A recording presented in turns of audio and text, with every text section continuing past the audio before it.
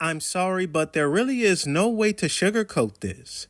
This video is going to be strange, and that's because the subject of this video is strangeness in and of itself, what it actually means for something to be strange. Strangeness intrigues some people and perturbs others, but what it actually is, most people don't think about. And in my search for the true meaning of strangeness, I chased this rabbit all the way down the rabbit hole, and I ultimately found nothing. Now, for most people, this is some kind of dead-end situation, but for me, I've discovered that it's just the beginning.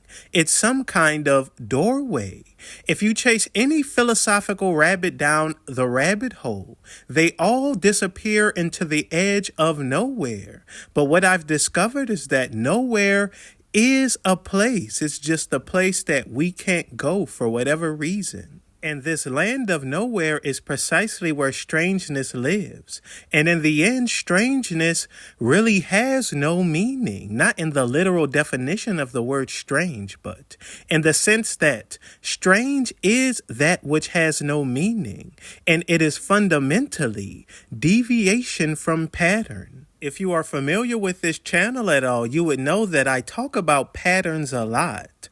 All that we can perceive as human beings are patterns. Knowledge is pattern apprehension. This seems obvious enough, right? But here's the kicker. This is the part that people just gloss over. What exactly is a pattern? Have you ever given that any thought? Yes, we learn by recognizing patterns, but what is a pattern?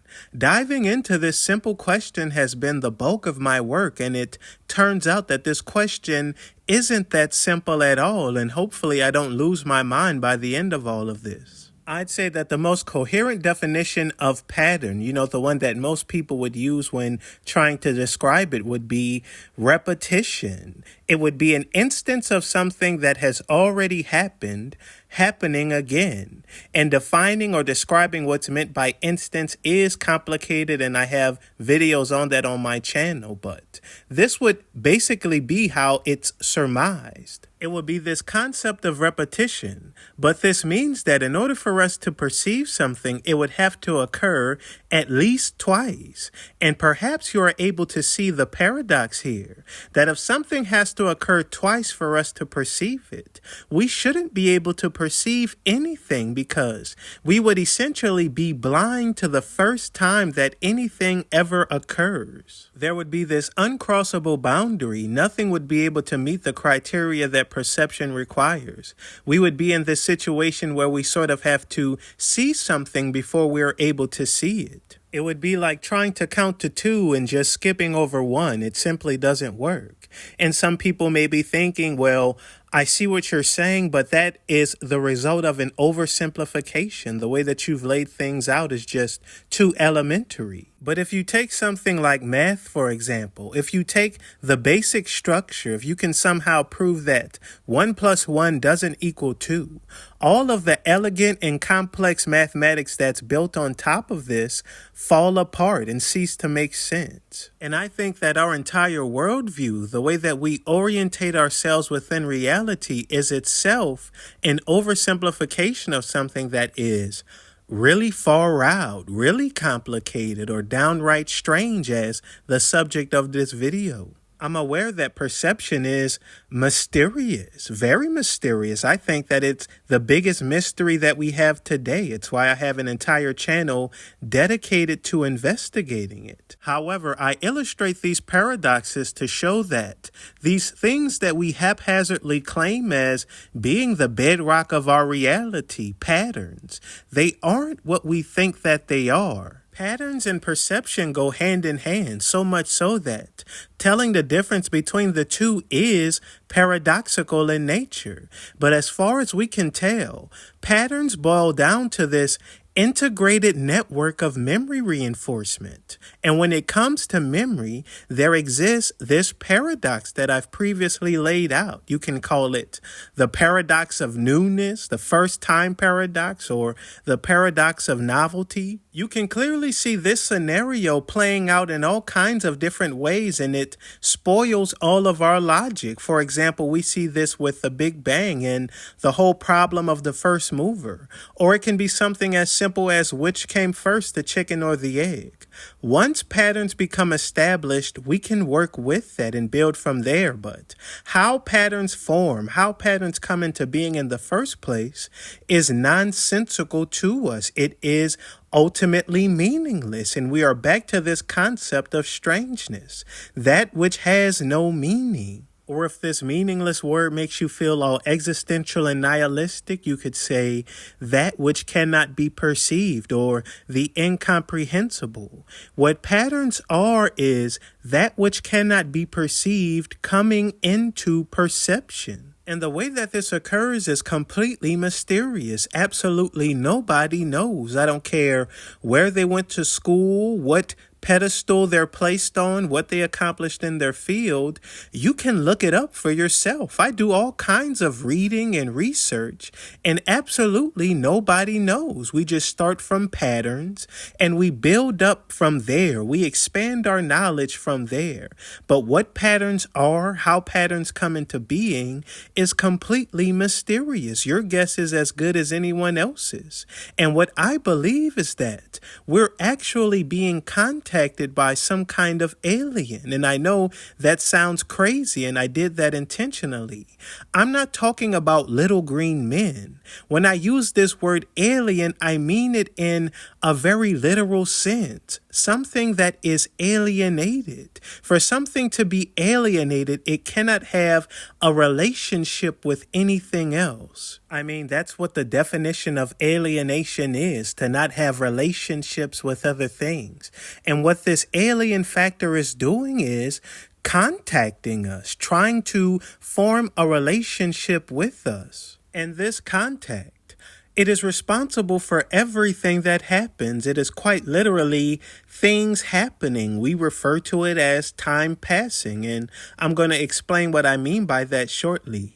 But you can think about it like this. Alienation, to be alienated, is to be alone, to be one or singular. And this oneness or this singularity is interfacing with us. In my previous video that I'll have on the screen that did pretty well, I refer to it as a chaotic intersection because that's ultimately how it appears to us. It appears nonsensical. It appears like some kind of chaos. And time is some kind of result or manifestation of contact with this alienated factor. And you can think about it like this, that time is deviation from pattern. Time is alien contact. Time is things happening for the first time. You can view time as a set of conditions, two of which being something must always be happening and everything can only happen once. We see this with chaos theory, that everything only happens once. This is why going back in time is considered to be impossible. And we also see within physics that fundamentally something must always be occurring or able to happen. This is the too long didn't read version of it. And what all of this is essentially implying is that something new must always be manifesting. Reality is things happening for the first time all of the time. I mean, that is what time is. It is new things happening. And of course, once you really reach this point, language begins to fail you. But I hope that you understand what I mean. And what I proposit is that time is passing or new things are happening because this alienated factor is contacting us. It is trying to form a relationship with us. And because this factor is pure oneness or it is completely alien or singular, to us, it is not there. It is invisible. It's nowhere. But as I stated in the beginning of the video, nowhere is just a place that we are not permitted to go. And if you want to call this phenomenon of time passing or this deviation from pattern, if you want to call it entropy to make yourself feel like you have a better grip on it, fine. If you want to call it Yaldabaoth, the demiurge, to make yourself feel like you have a better understanding of it, that's fine too. I call it magic, but ultimately it is alien. And we exist in the shadow of this factor. We are some kind of after image of it. And I'm going to explain what I mean by that now, because I'm sure many of you have noticed the big elephant in the room. If everything happens only one time, how are patterns able to form? If patterns are things that consistently repeat, but things fundamentally never repeat, or things only happen one time, where do patterns come from? And this really stumped me for a while. At first, I thought things may not necessarily be repeating, but perhaps they are almost repeating, kind of how within fractal geometry, fractals aren't necessarily self-similar. A lot of people think that within fractals you have this system that is constantly repeating in this perfect manner, but that's not actually the case. Things are almost repeating perfectly, and this imperfection or this deviation from pattern allows this sort of illusion of progress. It's kind of like if you were to count seconds and you counted 1 second, then 1.1 seconds, then 1.12 seconds, and 1.123 seconds, and you just keep going down and down until eternity. And if I was a more logical type, I would come to some kind of conclusion like that. But since I'm not that way, I reflected more on this problem and I realized that that wasn't the total picture. That is actually the symptom of something. There is something more fundamental underneath that. And I have an idea about this that I find extremely satisfying, and I really can't see it being any other way. And I'm going to try and express it or share it with you all right now. If you clicked on this video, I'm sure you are not like most other people. Most people really don't give a crap about reality. And if you are a seeker like me, you've probably heard reality referred to as being all kinds of different things. It's been referred to as being mind, like we see in Hermeticism. It's been called an illusion, a hallucination, a dream. I guess these days people are calling it some kind of hyper-realistic VR computer simulation. And this is obviously people throughout history all pointing at the same thing and just trying to come up with a word to describe it the best.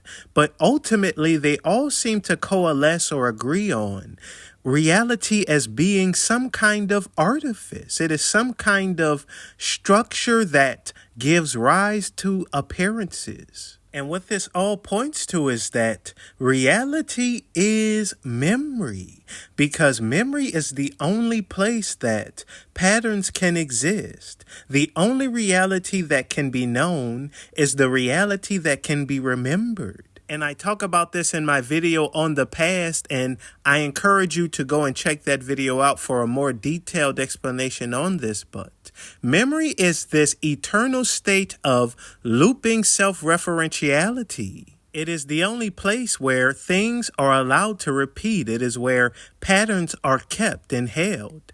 Outside of memory, nothing repeats, nothing makes sense, or nothing is actually patterned.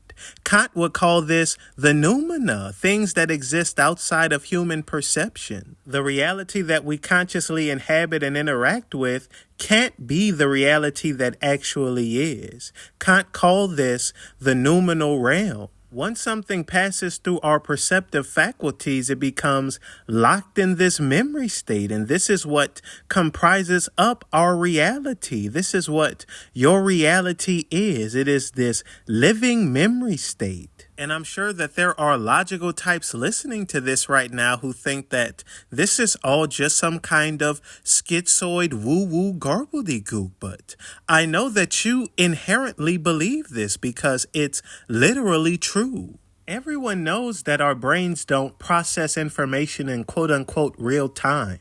It's pretty common knowledge that it takes time for light to bounce off of whatever object and for that photon to hit your eye and for your brain to convert this signal into useful information.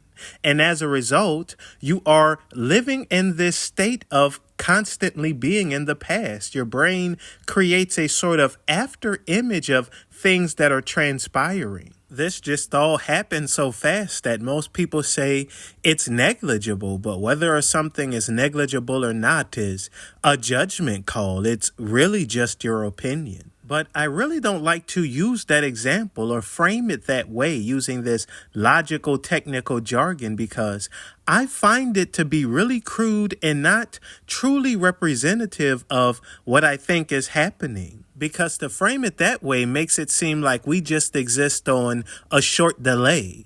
But I think that this short delay is much bigger than we think. I think that it is exponentially vast. Similar to how going from traveling at 99% the speed of light to 100% of the speed of light or light speed is exponentially vast. And essentially, if we were able to process information in quote unquote real time, we would be processing information at light speed. And perhaps this all has something to do with light or the speed of light, but that's the subject of another video.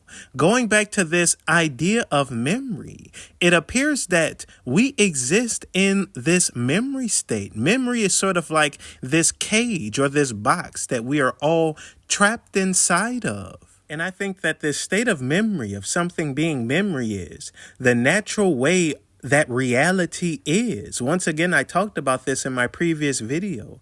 I think that this is what an object at rest actually is, like we see in Newton's laws of motion. An object at rest staying at rest and an object in motion staying in motion is just saying that it's something that never changes. It is a pattern. It is self-referencing. It is stuck in this eternal state of being in a loop, being in a pattern. And as we all know, things tend to deviate from pattern, and this is due to this alien contact that I've been referring to throughout the video, or if you want to call it entropy, or however you want to look at it. But here's where it gets trippy. It's as I mentioned in the beginning of this video that patterns aren't what we think that they are, and this also implies that memory isn't what we think that it is either.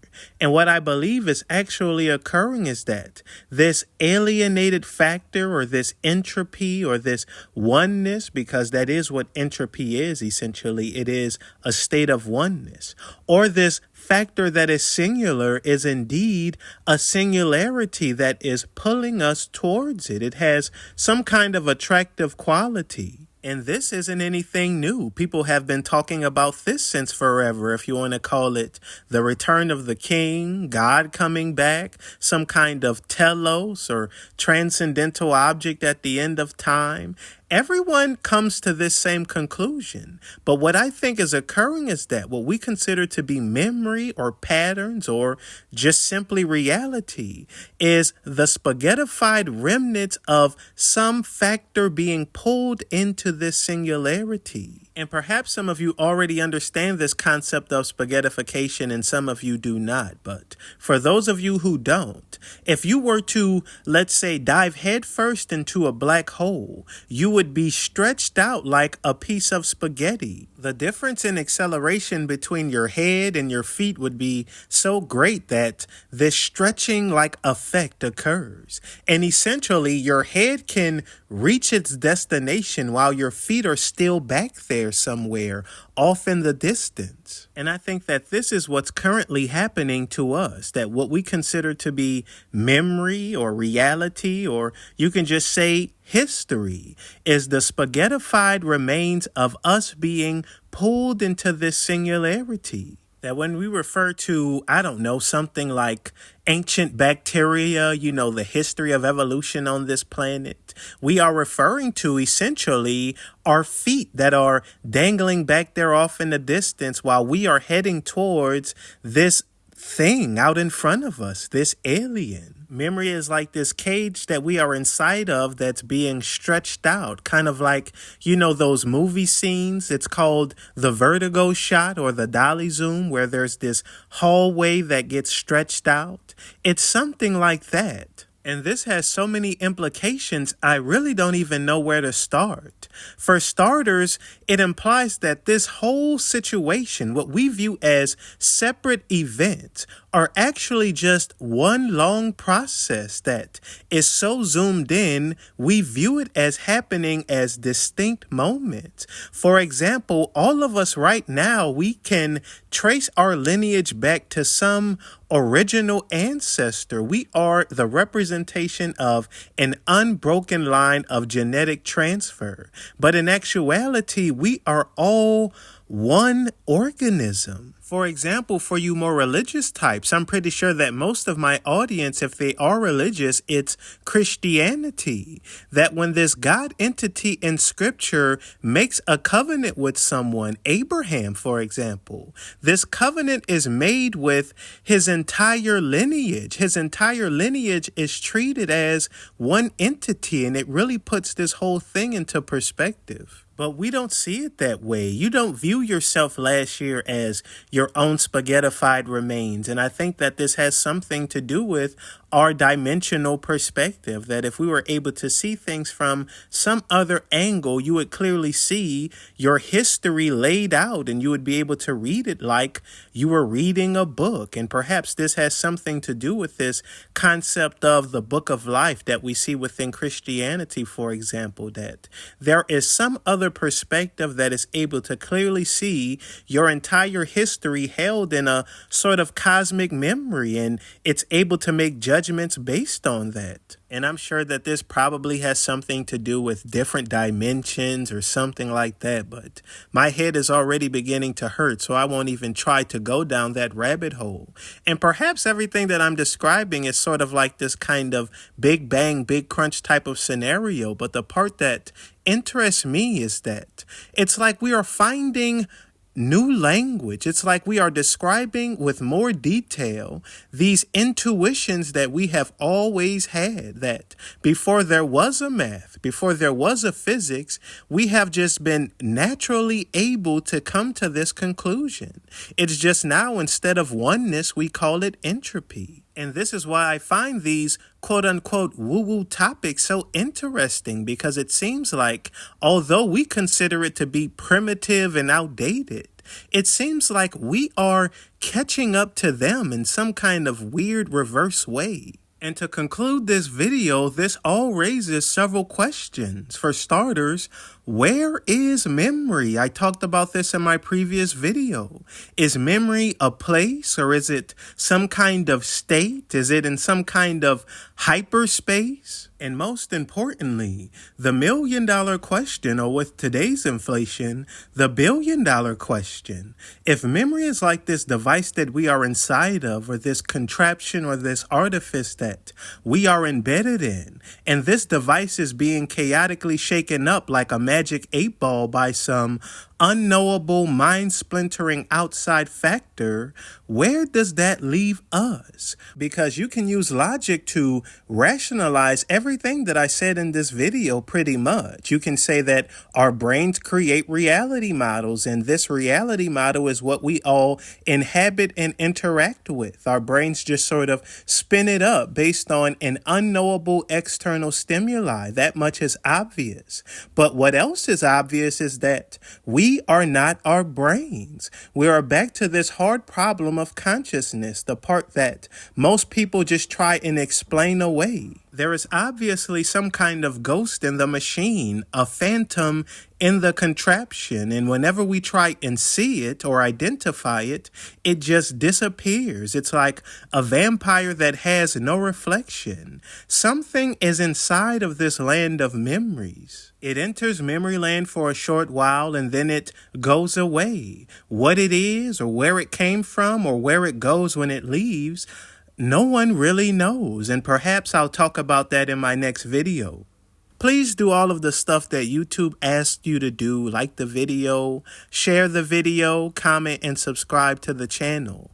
I am also gathering up my energies to tackle another video on the members platform. There are only so many hours in the day that I can dedicate to doing this content. And what I ultimately want to do is build a community, because one thing I've learned from talking about these kind of topics on the public airways, there is nothing more satisfying than seeing a comment from someone that I can see who clearly gets it. They're also a seeker that is genuinely going down various rabbit holes. And I actually learn a lot from you guys in the comment section. So if anyone has any resources on how to do this sort of thing, build a community. I'm not one of these tech people. Maybe perhaps it can be a website or something like that. Please get in touch with me.